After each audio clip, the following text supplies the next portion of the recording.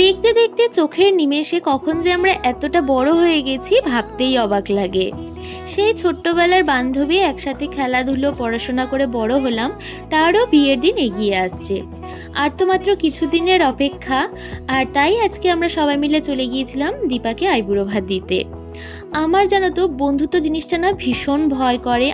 আমার বন্ধু আমার জীবনে খুবই সীমিত, আর তার মধ্যে দীপা হলো এমন কাছের একজন আমার, যাকে কিনা আমি সব কিছু বলতে পারি নিঃসন্দেহে।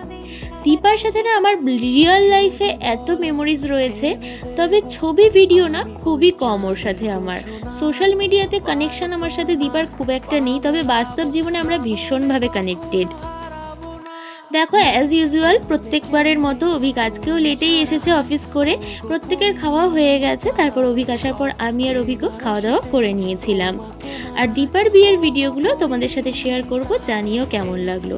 তো চলো, আজকের মতো এতটাই। টাটা।